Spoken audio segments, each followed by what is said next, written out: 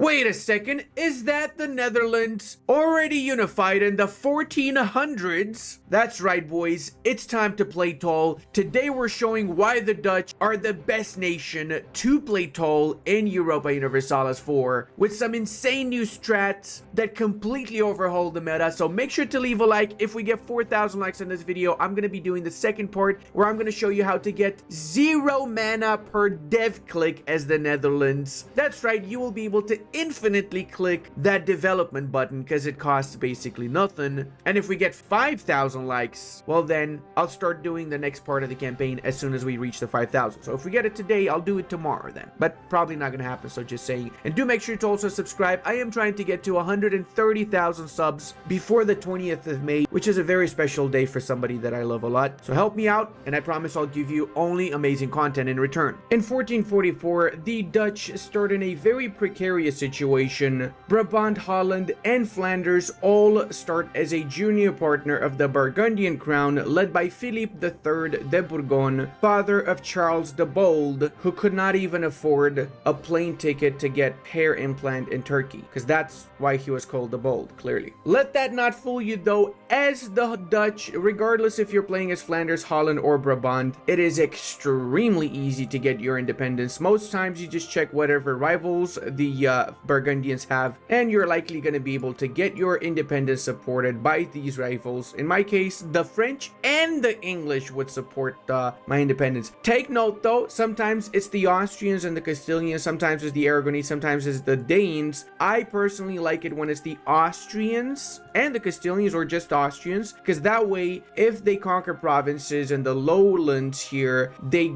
automatically transfer these provinces to you. However, in our case, because we do have the English and the French, if they conquer provinces, they will likely keep them, so you're not going to be able to annex these provinces. What we could do is set these particular areas as vital interest provinces from the diplomatic feedback screen that will entice the AI to transfer control of those provinces to us once they have occupied them, but it's not a guarantee. Sometimes they don't, okay? So especially the French, if they control areas that they have a vital interest or a strategic interest, such as the southern 3 provinces, they're likely not to transfer these provinces occupation to us. So you want to get there before they do. Unfortunately, most of the early war is going to be us sitting in the province of Amsterdam, so there's going to be no getting to before anyone else. That being said, we're going to be recruiting the Free Company in Amsterdam too, since we want to do our Raise the Militia mission, which in turn means we're not going to take a stab hit once we declare the war and we get permanent claims on the lowlands. Also, estate-wise, we're going to give the +1 monarch power privileges for all 3 of the estates, and we're going to seize land. We're not summoning the Diet, as that increases our influence by 5%, and we want to keep it as low as possible. Having lower influence for the estates means that after we conquer provinces, in our case from the Burgundians, we're going to get more crownlands than we would otherwise. That means that we're going to give the rest of the privileges after the independence war. Now, I'm going to be asking the French to support the independence, and I'm not going to ask the English yet. I will ask the English to support my independence a day before I declare the independence, because if I have both England and France, it's likely they're just going to give me my independence without the independence war. And if that happens, then I have to restart the game, because I would have to fight Burgundy, Flanders, Brabant just to grab lands early in the campaign, whilst in the independence war, I let the French and the English do all the fighting for me. I'm basically a politician here, reaping all the rewards whilst other people do the dirty work for me. One more thing to note is that we can actually get 1 stability from day 1 since we start with 112 administrative power. That's actually really good since it allows us to start getting passive prosperity growth in our provinces, which in turn means eventually we're going to get -10 dev cost and local goods produced +25. Since we're also going to likely be the main target for the Burgundians, we're going to set the defensive edict in our fort here in Den Haag, and we're going to just pray G that they do not take the fortification before our English and French Frenskies arrive to help. And it is the 22nd of November. That means we can raise Zamalasha. All right, boys, 10th of December, so we can get the support from the English, and 1 more day has passed. That means we can declare for the independence. Skibbity boo, skibbity bay, give me a 555, please. 344. You know what? He's not too bad. We'll keep him. Could be worse, could be better. Reality is that it's completely RNG what type of a leader you get when you break away, and I'm honestly too lazy to just restart this 100 times till I get a 666. But if you want to, when you declare your independence war, you literally can restart, save on the 11th of December, and just re-roll until you get the leader that you really want to have, I guess. I also just noticed that they actually managed to get an alliance with Aragon, which complicates things because Aragon is actually surprisingly strong and they have their own union in Naples. So this has literally turned into a proto-World War I for the independence of the Dutchland. Just like the real World War I was all along. It wasn't about Franz Ferdinand getting assassinated. No, it was about not having enough bike lanes in the Netherlands. That was, I didn't want to tell you this like this. I'm sorry you had to find out about it, but yeah, that's totally history, trust me. So as you would imagine, what we're gonna do next is hide in Amsterdam and let our allies do all the work. Holy mother of schnitzel! Our first trade is aggressive expansions minus 10%. Oh my god! I totally did not Alt F4 28 times in order to get that so I can grab more lands in the independence. I totally did not do that, guys. I would not do that. Come on. You can trust me. Romanian honor. Shut up, okay? Why are you looking at me like that? Come on. You'd do the same, wouldn't you? Ooh, baby, that literally means we can take one extra province without issues. Oh, yes. Yeah, that's a little bit too much. We're gonna think about the peace deal. I'm not sure yet what I'm gonna be taking. We'll see after. Okay, England, time to get to work. I don't pay you for nothing, okay? I'm sure I do not pay you, but that's not the point here, okay? And you know what? I'm gonna be asking the French to focus on Aragon first, just so we can piece him out of the war. And of course, I lose all of my freaking ducats, bro. Really? I kind of want to get rid of the influence they have though, but I want the mercantilism badly. Fine, I'll take the 10 influence. I'm also basically baiting them. I'm going to Breda and back to Amsterdam so I can make it easier for the French to wipe the smaller stacks that Flanders, Brabant, and Burgundy have. Now guys, this is very, very important because we have a low crownlands right now. What's going to happen is we're going to keep getting the estate statutory rights event. Do not take it. It is literally bait. It will set every province you have at a minimum of 25 autonomy, which means that you're going to get 25% less income and manpower from those provinces, which is all your provinces. And also, it's going to be pretty tough to get rid of this particular privilege, and we don't want it. We just don't want it, okay? We're going to get our crownlands up in a few moments. Not to worry. Look at all the work we're putting in. And by we, I mean England, Armagnac, and France. We're a team, okay? It's we, the team, okay? I guess you could say team we. Get it? Because we means yes in French. I'll stop. Really bad one. Oui, France. Go, France. Oui, take the Provence. Oui. Fine, I didn't stop. You happy now? I didn't stop at all. No, you freaking scumbags, England.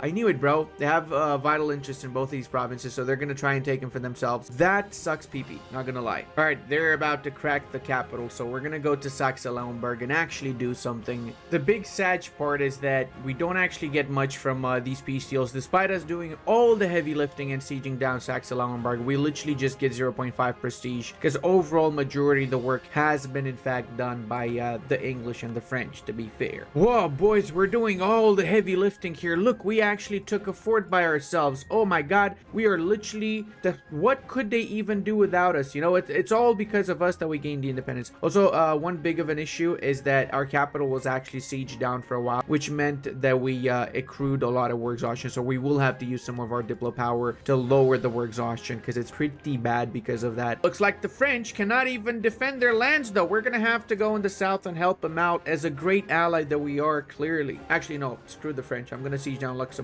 Hey, we actually got a good event for once. Trade efficiency, obviously. We're gonna make money a lot after we do the peace deal. Right now we're paying for fort maintenance, and I'm not gonna transfer control of these forts to my allies, obviously. It does seem like we are the first ones though to get military tech forward, which means we got 4 innovativeness as consequence. Remember that innovativeness is one of the best ways to play tall. 100% innovativeness means it's 10% cheaper to use all power interactions, including developing your provinces. It does seem like the Aragonese are tired of the war, so I'm gonna go for the white peace. It only took 111,000 brave men and women to get this peace deal, but now we have it. I actually wanted to take Bruges and Ghent, but unfortunately RNG giveth, RNG taketh away. As you can see, because they managed to get to these cities first, they took them for themselves and they're not giving them to me, as I said earlier, even if we have it set as vital interest. So what we could do instead is to grant independence. Remember, you cannot take any provinces from them until you have granted yourself independence. We're also going to wait until the 31st of December before we enforce our deal. And honestly, I'm a little bit disappointed. I genuinely wanted to take all of Flanders because we can easily get Renaissance by taking all of Flanders and Antwerpen, but now it's a lot more difficult. I could wait for the English to peace out, but then I have to besiege these provinces. And it's going to take a long time, and they already have unconditionally surrendered, so that means we're going to get a lot of war exhaustion if we wait for the English to peace out. How close are they to peacing out, actually? They have high war enthusiasm, so that means they're not going to peace out anytime soon. I don't normally show this part in the videos. I just show you the peace deal, but a lot of the times it takes me like half an hour IRL to decide what the peace deal is going to be. It really is a very important thing because depending on what your peace deal is early on in the campaign, as Holland, for example, pretty much influences how the rest of the game's gonna go for you. So in my case, the backup plan is just take 3 provinces in Brabant. It's kind of similar to my old strat. I kind of like the new strat though with the Flanders bit, but RNG giveth, RNG taketh away. So we're gonna do this. We're gonna take Breda, Antwerpen, Brabant. We're gonna release what's left of Brabant, namely Herzogenbosch, in a independent 1 province minor, which is likely gonna get annexed by Utrecht or Gelre, hopefully. And then we're gonna be also giving independence to Flanders so that we can actually attack them and annex them in the next war, or better yet, when the truce is over with them. And we're also taking war reparations, which 100% goes to us. It doesn't go to our allies. We're taking also 15 ducats, which is likely going to go mostly to our allies. We were only getting 1.5 ducats out of that. But hey, you know what? This is not a bad deal, and coalition-wise, it's actually very few nations. Plus, after we do this and we wait for 1 day, boom, there you go. If we go to the coalition map mode, it really is pretty much nobody that would join. And we're going to be improving relations with all of our neighbors here for the next foreseeable future to make sure that nobody joins the coalition, or if they do join the coalition, once we get 50 relations with them, we can push them out of the coalition. So because of this, we start in just 5 years from the get-go with double the size. We have the best provinces in Europe, by the way. 19, 9, and 18 development is huge, and we can also spawn faceting in Antwerpen since it is a glass province. Of course, would have been easier if we had Bruges, Ghent, and Antwerpen, but it'd be like that sometimes. Now we can also get our rivals. We're gonna go for Flanders, obviously, Utrecht, and either Gelre or Friesland. Which one has worse alliance sets? Okay, that's Denmark. Yeah, okay, so Gelre's got basically horrible allies. Gelre, Utrecht are gonna be my initial targets after I get my aggressive expansion down, of course. So for the next few years is Chilium maximum, core up the provinces we took, and we also managed to get to 16 crownlands. We also can get another 5% from seizing crownlands, kill off the rebels, and we ended up with 21% crownlands and all of the +1 monarch power privileges from the very beginning of the campaign. Now it's time to give out the rest of the privileges, and that includes religious diplomats. And now that I think about it, if I gave this out a little bit earlier, it would have made it easier for me to take a bit more. It's fine. Hindsight's 2020, right? Now the Holy Trinity, clerical education, court positions for the nobility, and burgher economic freedom, we're only going to give these privileges after we have above 30 loyalty, which we do not have right now. We can, of course, also summon the diet and do whichever mission's easiest, such as this one, I guess, and then develop it a little bit. Increase levies is a must as well. Supremacy over the crown, patronage of the arts, so we finally get some actual prestige. We're going to go for the indebted to the burghers, pay off those older loans that we had from before, so we keep only the 1% loans, which means that we only have 0.18 interest, and we can use this extra money to start building some buildings once we have unlocked those technologies. Private trade fleets is also really good, and we can also get the inflation reduction advisor together with a trade advisor, not this guy because he's really expensive. We're going to see if we can get a level 1 trade advisor, and that will trigger the event for us later down the line. I'm not going to go for a military advisor just yet because I do not need the military mana as much as I need the other two, and because I cannot afford them right now, I will do so after I finish coring up all the provinces. I will be giving got the advisor reduction privilege whenever I have an advisor hired. Otherwise, it's just a waste of a privilege slot. And now we should be over 50 loyalty equilibrium with our states. We will need to fire some of these guys in order to hopefully get a trade efficiency advisor now. And also, if you want to make it easier on yourself, you could also set both of your diplomats to automatically improve relations with outrage nations, and that's going to be basically all the nations that have higher aggressive expansion with you right now. Take note, you do have the same exact amount of truce timer as the English, the French, and the Burgundians have with Flanders. So make sure when that truce is over, in our case in 1465, you're ready, because you want to fully annex Flanders when that happens. This is extremely good real estate, basically 18 dev, 13 dev, and 11 dev, and it's also all farmlands, which is extra best to develop, as well as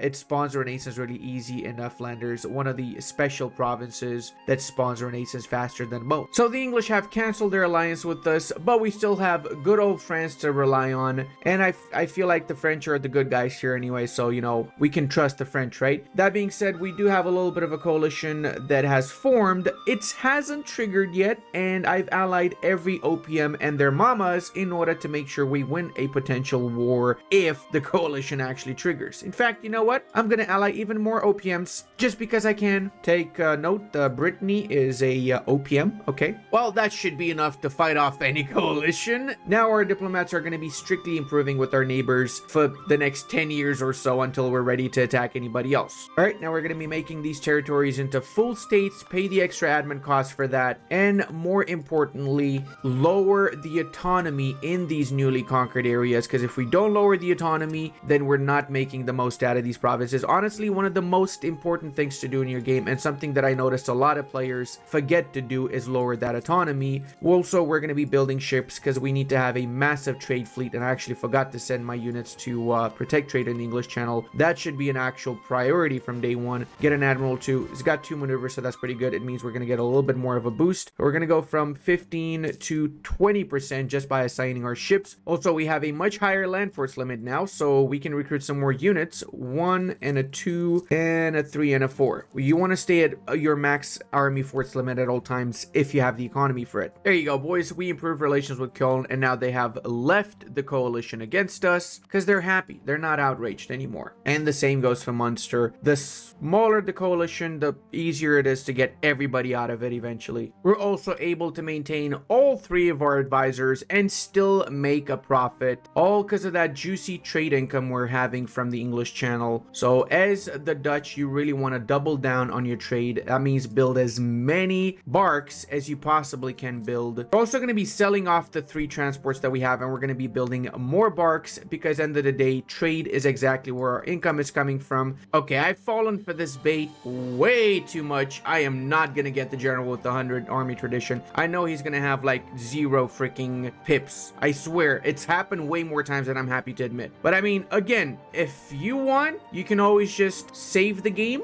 Alt F4 until you get, with that event, the most insane general. That's also an option, of course. And we can get a little bit of extra money from selling titles, seizing crownlands afterwards. Remember that even though we have 16% crownlands, we can make more from developing provinces. That's also on the table if we want to. And more importantly, now we can build a church. So we can get a church in every province that we own. Realistically, in the lowlands, you want to have pretty much all the buildings because you will have the building slots available. I am though going to go for military tech 5. That means we got 7.4 innovativeness now. We are behind with our diplomatic tech because of that war exhaustion we had early on, so we do need to be careful here. Absolutely massive Sag. Siena got faceting. This is the fastest freaking faceting I've seen ever. So that means they got the diamond district, goods produced, trade value modifier, and it's just horrible. That is really, really horrible. It means I cannot get faceting, and Florence basically won the faceting war. I hate them. I hate them with a passion. Maybe I should do Florence video next. What do you guys think? I just secured an alliance with Saluzzo where a Renaissance has triggered, so that means we can actually ask them for knowledge sharing, which in turn means that we're going to get Renaissance significantly fast, and then we can sell it around to our neighbors, make a big buck out of that. Cessation of church functions. 75 ducats.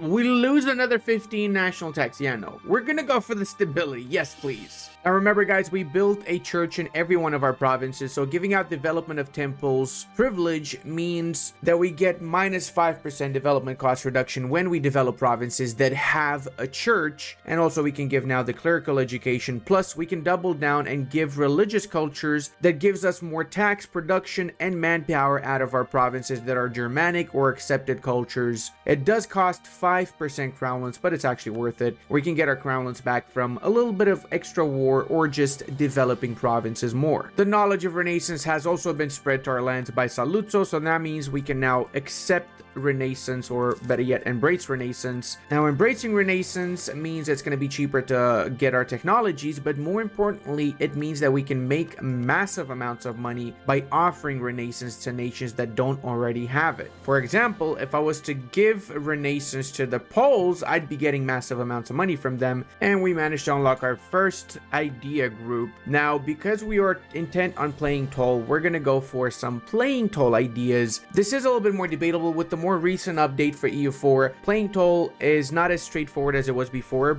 but because they did remove some caps and there's so many modifiers, if you play your cards right, you can actually develop provinces for 0 mana. That literally means you can develop a province infinitely if you know what you're doing. It's a little bit more complicated, and maybe we'll do that if we take this all the way to 1821. I'll try and get it to 0 mana per dev click, but the standard would still be around 3 mana per dev click, and we would need infrastructure ideas. Aristocratic ideas also has some dev cost reduction. Reality is though that with your national ideas, it's not just about going for development cost, it's more about having a good idea of what type of policies you're aiming for. So I definitely want trade ideas, but because I'm really far behind with my diplo power, I'm obviously not going to go for trade ideas now. I'm going to go for aristocratic since we have a lot of extra military power lying around, and if we go for trade ideas as our second idea set, that means we get an extra merchant from the 2 policies of trade ideas with aristocratic, and it also gives trade power abroad plus 30%. Playing Toll is not just about clicking that dev button, boys. It's also about maximizing what you're getting from your provinces without having to grow in size, and going trade ideas is an absolute must for that. Mixing that in with aristocratic and later down the line with say some colonial ideas, because expansion with aristocratic gives construction cost reduction. Another part about playing Toll is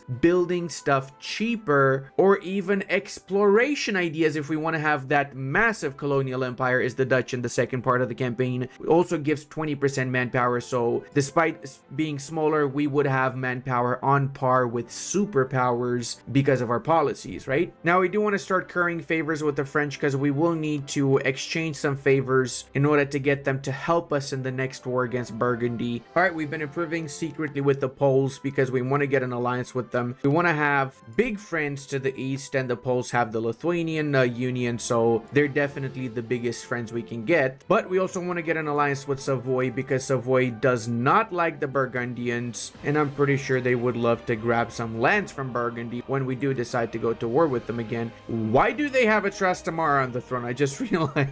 What is this run, brother? Why do I not have the regular Charles inheritance run? I gotta have some Trastamara bullshit. Let me guess, Castile's gonna get the Union now? And then I'm gonna have to fight freaking Castile for the south of Belgium? Bro, come on.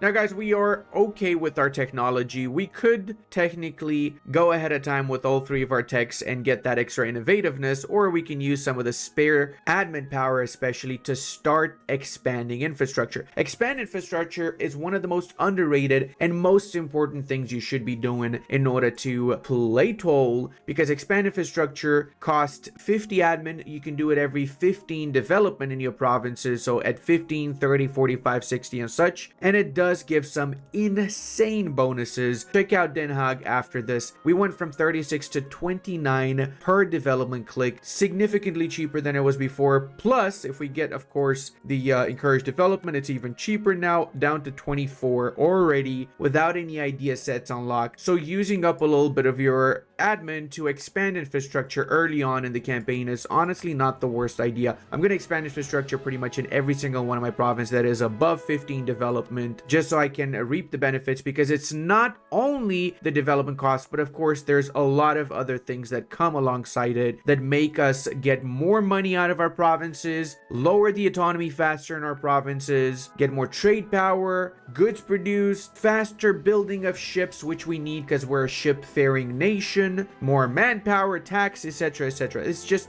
also more buildings you can build. So like I was saying earlier, when you're playing Toll in the Netherlands, you'll be able to have all the buildings built. You don't need to worry about building slots ever. Okay, well, apparently the French decided that they should attack Burgundy before I attack them. Unfortunately, I kind of want Hainaut and Namur, so I'm gonna join in that war. I was gonna declare my own war, but now plans have changed. I'm gonna instead attack Flanders. Since Burgundy only has 12,000 units, I'm more than confident the French can handle that by themselves. So let's get actually some allies before we accept that war request. Say Munster and just basically everybody close by that would like to be an ally. I'm doing this so that these nations get less aggressive expansion with me and they're less likely to join into a coalition against me as consequence. So these are obviously temporary alliances. There we go. Now we're going to be rushing for Namur and Hainaut just so we prevent the French from taking these two provinces in their war deal. And I'm going to be attacking Flanders at the same time. Colin, Brittany, Oldenburg, Trier, everybody else that's able to join me. Thank you very much, guys. I really appreciate the assistance. Looks like the AI is still poo-poo, so we're going to try and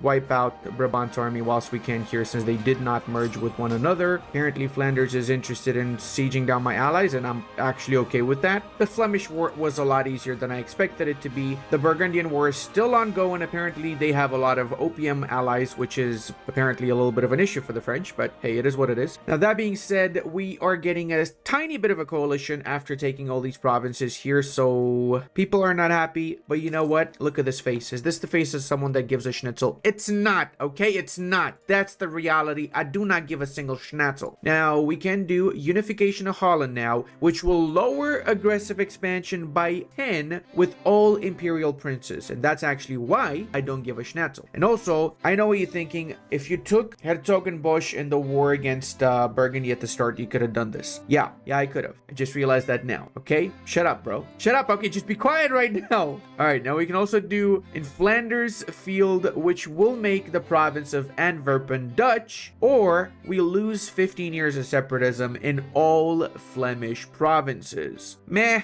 don't care about separatism. Let's make them Dutch. There you go. Way better now. Gonna go ahead and lower the war exhaustion and core all the newly conquered provinces and check out the aggressive expansion map. Actually, nobody is in a potential coalition, only the obvious Dutch nations, which don't really matter anyway. Okay, we've also trashed the Burgundians long enough. I think we can take at least Hainaut now from them. 19 aggressive expansion, actually not much of a coalition. It's basically the same nations that would join right now. Take a little bit of money too. We're doing this as a separate peace deal because I'm not sure the French will give me anything. In fact, I'm kind of positive they're not going to give me any of these two provinces, so I really want to at least take one of the two provinces. And now that also means we can seize crownlands once more, which means we have no more issues with our crownlands, and it means we can make Utrecht our next rival. We did unfortunately get some bad events and we went up to 80 something autonomy in Amsterdam, which is honestly killing my entire economy. It is really bad, the RNG I had in this run, not gonna lie. Probably the worst RNG I had in any of my Holland runs so far. Alright, so we also can now get the Dutch Trade Fleet Naval Doctrine. This not only gives us ship trade power, but it also increases our colonial range, which allows us to actually colonize on par with the Portuguese, Castilians, and English once we do have exploration ideas unlocked. Ah yes, it wouldn't be a Ludi video without the great peepee in the sky staring at us, and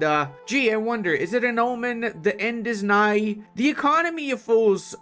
So many options, so few outcomes, unfortunately. Now, one thing to point out is that you always want to be a little bit ahead of time with your technologies, because that's going to give you trade efficiency bonus, and that really just means a lot of extra money that you can use to invest in buildings, invest in your armies, and so on. To give another look at the estate screen, in the mid to early campaign, you also want to give the nobility and officer corps whenever you can for the extra tradition decay reduction, and of course burgher financial demand you want to give from day one. I actually forgot to give that myself. That also allows you to build stuff a little bit cheaper once you go for the ask for contribution decision. So that means we can build our workshops for significantly cheaper, and that is a ton of money. 0.24 in Brussels alone. And remember that we do have right now quite a little bit of autonomy in some of these provinces, so once we lower the autonomy from 46 to 0 in Antwerpen, we're gonna get like 0.4 ducats in Antwerpen alone, and Amsterdam too for that matter. Now, seeing as we are waiting for our aggressive expansion to go down, I'm gonna be attacking Provence, my rival, with the humiliation rival CB, which means I can get 100 of each mana points. That also means they're gonna be canceling their alliance with the French since the French dishonored a call to arms because they're scumbags. Always be on the lookout for such wars. These are like the easiest wars imaginable, and they really can be of massive help early on in the campaign. For the third tier government reform, we're going to go for centralized bureaucracy. This is going to give development cost modifier in our provinces, global prosperity growth, and centralizing state gives you back 50% of the costs. So this is 100% worth it, but it does mean that we have to stay below 15 provinces. My math is not amazing, but I think it's less than 15 provinces in here, right? That's like 22. Yeah, okay, it's around 15. We're not going to take all of the Netherlands, okay? We're going to take 15 only. I'm actually curious, does the word luxurious come from the nation of Luxembourg? Because I always associate it like that, but I'm not sure if that's the case though. Okay, now see, this is reaching. I get one comment cited, but how many PPs are there in the sky? The jig is up, Provence. It's up, I say. Give me your strength. Give me all of the strength. Hey, that means we can do admin tech 7 and military tech 7. So we have 13 years ahead of time, which is amazeballs. It also means we can do our second idea set, which of course, as I said earlier, is going to be the trade idea set. But before we unlock anything here, we do need to go for trade 7. Unfortunately, we're a little bit behind still. That being said, everybody is leaving the coalition now since we're not a threat anymore, and we have very little aggressive expansion, below 20 with some of them for that matter. Speaking of aggressive expansion, we're going to go for the aggressive expansion impact reduction from Justified Wars 2, making it easier to grab the northern parts of the Netherlands now, and we can also sell some titles, seize crownlands, and we can use that excess amount of money to upgrade some projects. Actually, I don't mind doing that. This is going to give local trade power and trade value modifier, plus it upgrades the trade building in Amsterdam, so we want to make sure that we have a trade building, a marketplace, before we upgrade this monument. And actually, I'm just going to use this to basically upgrade all the production buildings around my country, so every province has the production building now, which is exactly how it should be. I'm going to be taking advantage of the situation here of Utrecht. I'm going to attack them since Provence is not going to join in because they're getting their asses handed to them by the French, and I again allied half the HRE, so I get less aggressive expansion with everyone when I take the Dutch lowlands. I'm gonna call in Munster, Berg, and heck, I'm even gonna call Köln because I don't care. And the thing with this is that we have to make sure we are the first ones to get to the province of Oversticht before the Munsteri get there, since they also have an interest in taking that province for themselves. Before I even finish the war with Utrecht, despite being able to already, what we're gonna do is we're gonna position ourselves and we're gonna be attacking Gelre, since Köln, which is fighting in the war with me right now, is also allied to Gelre, so I basically make sure that Köln does not join on Gelre's side by keeping them in this particular war right now. Now I also can co-belligerate Friesland. That is going to bring in, however, Denmark and Brunswick, so I'm going to call in Poland on my side to help me out with basically the largest war in our time, essentially here. And we're going to need an extra general here, so let's hire an actual general. We got our aggressive expansion pretty low, so fully annexing Utrecht is not much of an issue. Ooh, we also did the Hansa relations apparently diplomatically, and we got, wait, not diplomatically, so we got claims on Lübeck and Gotland now. I might actually enforce those. And yes, I know what you're thinking. Ludi, you literally just said you're gonna wait before you peace out Utrecht because Köln's gonna join on the enemy side. I know, and I forgot like 2 seconds after, okay? Don't, it's fine,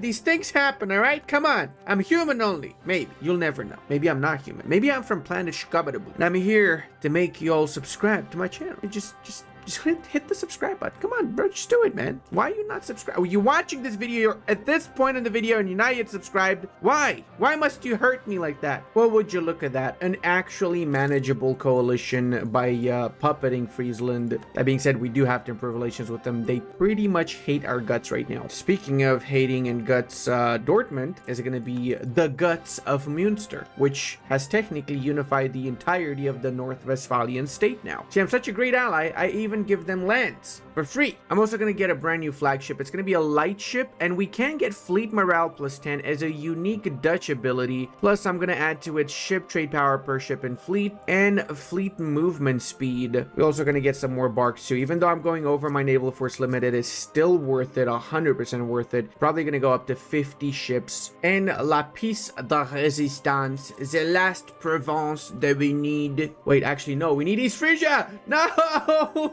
Forgot about his free share. But hey, you know what? It's actually not too bad. Look at that. Coalition-wise, really, we don't have any coalition. And we basically got the entirety of the Netherlands because everybody knows Liège is not really part of the Netherlands, right? Nobody talk about that.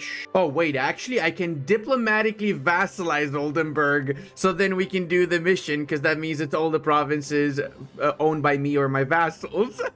Hey boys, it was a bit of a journey, but we did get all the relations we needed. So now we can diplomatically vassalize. Boom, Frisians have been freed, and Je m'entendrai, which means check out Ludi's Russia campaign. That's exactly what Je m'entendrai means. And I also pronounced that perfectly, I know. This does mean for the next 1,000 trillion years, we get -10 development cost reduction as well, which is freaking amazing. Because, check it out boys, with the funk so brother,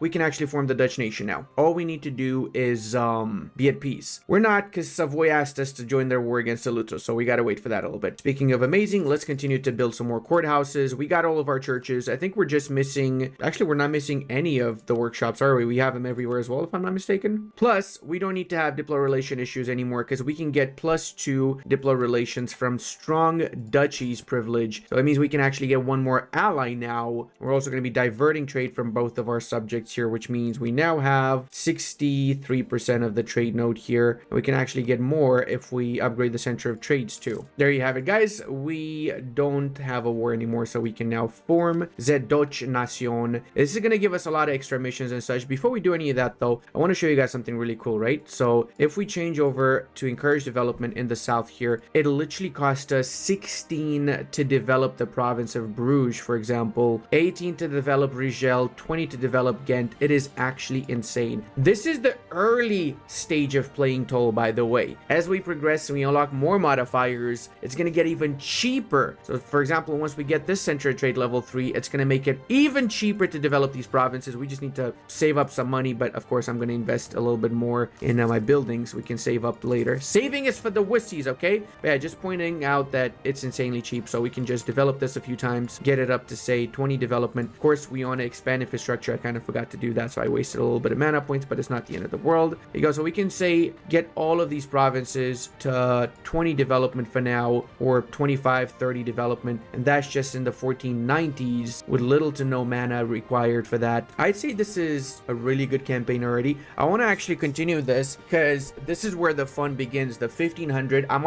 genuinely not going to expand outside of the actual Netherlands area, which we have right now, because I also don't want to go above 15 provinces. If I do that, then I'm going to lose this reform. And actually, I'm going to start using that reform now because using it is actually really overpowered. Check this out. Centralizing a state costs 50 admin. We get back 25, and we also get back 25 reform progress. And it makes the state cheaper. It lowers the governing cost and increases the local prosperity by 0.25. Again, this is part of the playing toll meta, and it is absolutely beautiful doing that. Of course, it does take a while to get that established, but the fact that it's 50% cheaper means we can do this again and again, basically have little to no governing cost in our provinces and just make them super cheap to maintain as well. Like I said, despite being so small, we're actually insane right now. We have a higher total income than France has. Let that sink in, man. And this is just the first few years. We just started doing this. Right now, we're second only to the Ottomans, and I'm fairly confident we can actually overtake the Ottomans. And look at the size comparison. We have literally 14 provinces. The Ottomans have the entirety of the Balkans, Anatolia, and parts of the Middle East. It's crazy. This is what playing toll is about, guys. Maximizing everything out of your provinces. We have the buildings, we have the expanded infrastructure, we have the centralization of states, we have the technology above everybody else, and we do have a big chunk of the English Channel node, which is very, very important too. Now, Clicius Maximus, and we have become the Netherlands. That means that we have a lot of missions that we can do already, and check out some of these missions because they're absolutely insane, guys. We can get a restoration of union on the British, which technically means we would still be told because we don't own those lands. They're our union, okay? And that also means that we can form a special new nation that I haven't seen anyone form so far. Basically, it's like a mixture of England and the Lowlands, the United Kingdom, but a special type of United Kingdom. I'm actually going to do that in the next part of the campaign if we get the light goal. There's a lot of missions here that basically just improve your provinces to improve your navies. We also can get Marine Force limit plus 20% until the end of the game. Chance to capture enemy ship, fleet movement, and maximum number of flagships. So we can have 2 flagships dominating 2 main trade nodes. Trade efficiency also from the free enterprise, making that privilege extremely good. We also can get a university already. The latter part of the mission tree revolves around establishing a proper colonial empire too, whilst the middle part is around